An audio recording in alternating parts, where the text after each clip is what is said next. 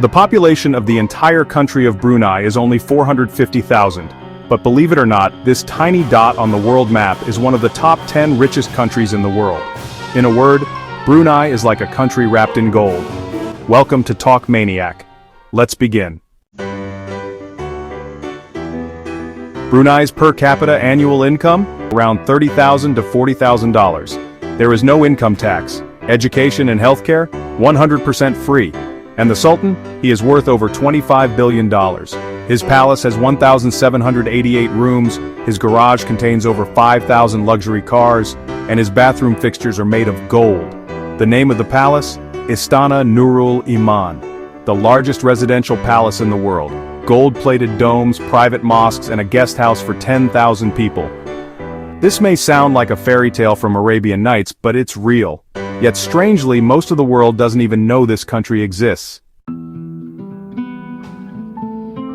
Brunei is so small you have to zoom in repeatedly to find it on Google Maps. Its land area is just 5,765 square kilometers. That's 1,713 times smaller than the United States. It's completely surrounded by Malaysia on the island of Borneo. But Brunei wasn't always rich. Not too long ago, people lived in bamboo huts on riversides. So how did it all change? Brunei's story begins 1,200 years ago with the Brunei Kingdom. Trade with China, India, and Persia brought wealth and culture.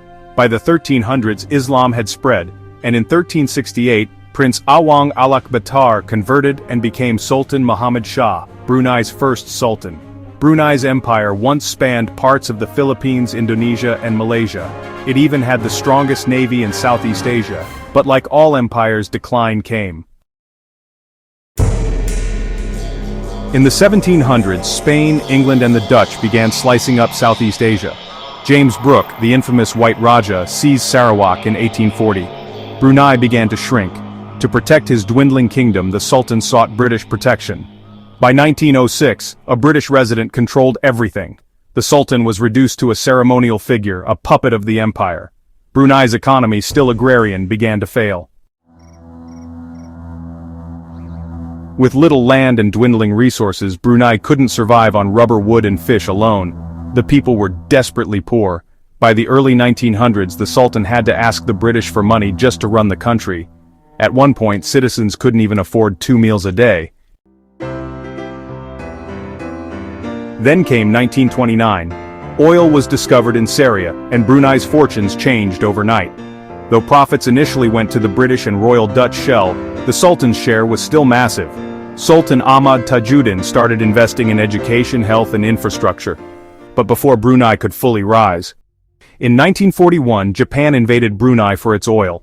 They defeated the British in just one day. Before fleeing, the British burned the oil fields and Brunei's economy collapsed again. Japanese forces committed atrocities, used civilians as forced labor, and destroyed roads, bridges, schools, and hospitals. Brunei was left in ruins. The British returned after World War II, and by the 1950s, oil production resumed. Sultan Omar Ali Saifuddin III led a massive rebuilding initiative. New schools with free education, hospitals offering modern care, and reconstructed roads in capital cities, but the British still controlled foreign affairs and defense. So in 1959, Brunei gained internal autonomy. Just a few years later, in 1963, it actually refused to join Malaysia, choosing instead to stay independent. By 1984, under Sultan Hassan al-Bolkiah, Brunei became fully sovereign, and with that, the golden age of Brunei truly began. Brunei now produces around 167,000 barrels of oil per day, with about 90% of its economy depending on oil and gas. Sultan Hassan al-Bolkiah's life is honestly legendary. Think gold Rolls-Royce, a gold-plated jet, and over 5,000 exotic cars. But, you know, he doesn't keep all the riches to himself. Brunei offers free housing schemes for citizens, government-built homes on public land, scholarships for students to study abroad, free medical care, even outside Brunei. There's no income tax for citizens, and there's almost no unemployment. But, a big question looms. What happens when oil runs out? With the world shifting to electric vehicles and renewables, Brunei really has to diversify. The Sultan knows this. Brunei is now investing in real estate abroad, hospitality like hotels and resorts, and stock markets and financial services. This is Plan B, a vision really for a post-oil economy. Brunei's success is a story of natural resources, strategic leadership, strict governance, and a small population with big wealth. But as the energy world transforms, Brunei must reinvent itself again. Will it succeed? That's a story for the future. So, tell us in the comments what surprised you the most about Brunei. Like, share, and subscribe. You are watching Talk Maniac. See you in the next video. Until then, stay well and healthy.